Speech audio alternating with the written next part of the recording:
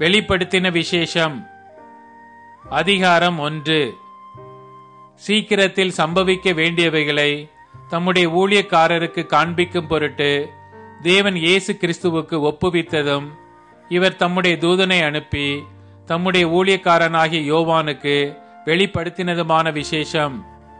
இவன் தேவனுடைய வசனத்தை குறித்தும் இயேசு கிறிஸ்துவை பற்றிய சாட்சியை குறித்தும் தான் கண்ட யாவற்றையும் சாட்சியாக அறிவித்திருக்கிறான்.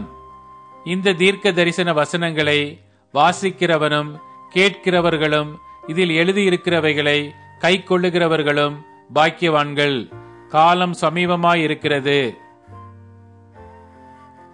யோவான் ஆசியாவில் உள்ள 7 சபைகளுக்கும் எழுதுகிறதாவது: இருக்கிறவரும் இருந்தவரும் வருகிறவருமானவராலும் அவருடைய சிங்காசனத்திற்கு முன்பாக இருக்கிற 7 ஆவிகளாலும் உண்மையுள்ள சாட்சியும் மரித்தோரிலிருந்து முதற் பிறந்தவரும் பூமியின் ராஜாக்களுக்கு அதிபதியுமாகிய இயேசு கிறிஸ்துவினாலும் உங்களுக்கு கிருபையும் சமாதானமும் உண்டாவதாக. நம்மிடத்தில் அன்பு கூர்ந்து தமது இரத்தத்தினாலே நம்முடைய பாவங்களற நம்மை கழுவி தம்முடைய பிதாவாகிய தேவனுக்கு முன்பாக நம்மை ராஜாக்களும் ஆசாரியர்களும் ஆக்கின அவருக்கு மகிமையும் வல்லமையும் என்றென்றைக்கும் உண்டாயிருப்பதாக.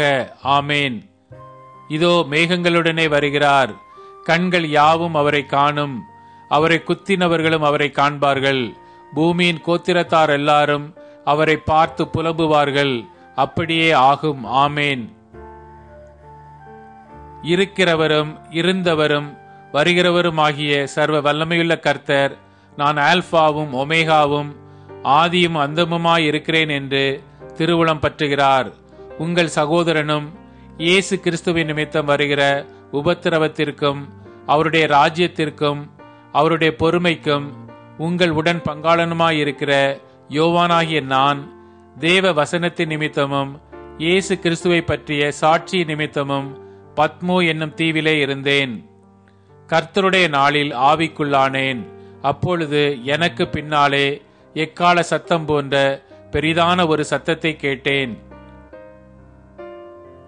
அது, நான் ஆல்பாவும் ஒமேகாவும் முந்தினவரும் பிந்தினவருமாயிருக்கிறேன்.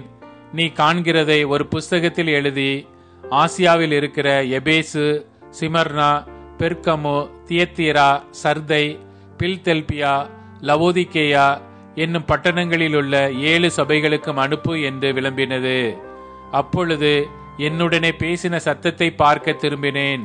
திரும்பின போது 7 பொன் குத்து விளக்குகளையும் அந்த 7 குத்து விளக்குகளின் மத்தியிலே நிலையங்கி தரித்து மார்பருகே பொற்கச்சை கட்டியிருந்த மனுஷகுமாரனுக்கு ஒப்பானவரையும் கண்டேன். அவருடைய சிரசும் மயிரும் வெண் பஞ்சை போலவும் உறைந்த மலையைப் போலவும் வெண்மையாயிருந்தது. அவருடைய கண்கள் அக்கினி ஜுவாலையைப் போல் இருந்தது. அவருடைய பாதங்கள் உலைக்களத்தில் காய்ந்த பிரகாசமான வெண்கலம் போல் இருந்தது.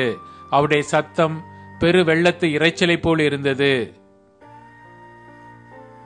தமது வலது கரத்திலே 7 நட்சத்திரங்களை ஏந்தி கொண்டிருந்தார். அவர் வாயிலிருந்து 2 புறமும் கருக்குள்ள பட்டயம் புறப்பட்டது. அவருடைய முகம் வல்லமையாய் பிரகாசிக்கிற சூரியனைப் போல் இருந்தது. நான் அவரை கண்டபோது செத்தவனைப் போல அவருடைய பாதத்தில் விழுந்தேன். அப்பொழுது அவர் தம்முடைய வலது கரத்தை என் மேல் வைத்து என்னை நோக்கி, பயப்படாதே, நான் முந்தினவரும் பிந்தினவரும் உயிருள்ளவருமாயிருக்கிறேன். மரித்தேன், ஆனாலும் இதோ சதா காலங்களிலும் உயிரோடு இருக்கிறேன். ஆமேன். நான் மரணத்திற்கும் பாதாளத்திற்கும் உரிய திறவுகோள்களை உடையவராயிருக்கிறேன். நீ கண்டவைகளையும் இருக்கிறவைகளையும் இவைகளுக்கு பின்பு சம்பவிப்பவைகளையும் எழுது. என் வலது கரத்தில் நீ கண்ட 7 நட்சத்திரங்களின் ரகசியத்தையும் 7 பொன் குத்து விளக்குகளின் ரகசியத்தையும் எழுது. அந்த 7 நட்சத்திரங்களும் 7 சபைகளின் தூதர்களாம். நீ கண்ட 7 குத்து விளக்குகளும் 7 சபைகளாம்.